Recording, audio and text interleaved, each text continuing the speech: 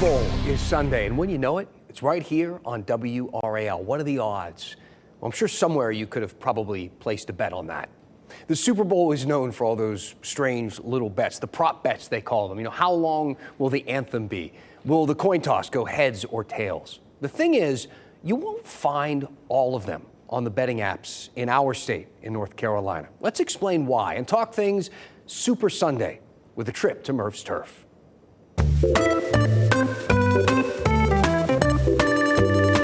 Murph.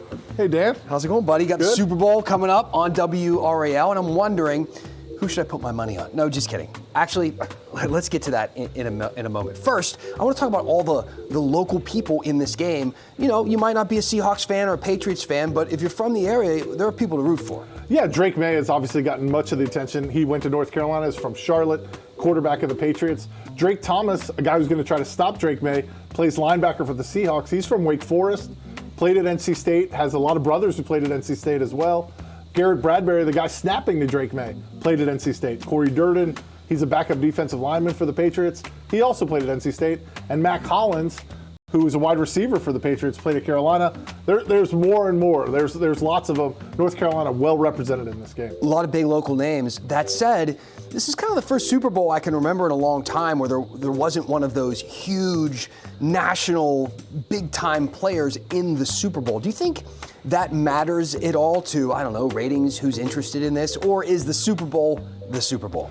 I mean, the Super Bowl is sort of a national holiday. It's maybe the closest thing we have to a non-holiday holiday in this country, and I don't think it really matters.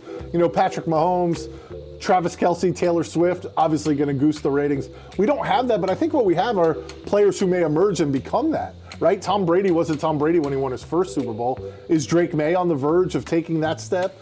Is a guy like Jackson Smith and Jigba, you might not have heard of him. He's a terrific wide receiver for the Seahawks. Does he have a huge game and suddenly everybody's talking about JSN when they get to the office on Monday? Let's talk about the gambling aspect of it, because I would imagine, is the Super Bowl the biggest day of gambling? Is it close? The biggest single day by far, the Super Bowl. In fact, some groups that track this stuff say they expect $76 million to be bet in North Carolina alone.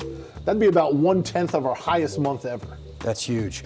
When it comes to the gambling, right, not everybody who watches the Super Bowl are the biggest football fans, but they want to, you know, we've been seeing pools in different communities and workplaces and stuff for generations.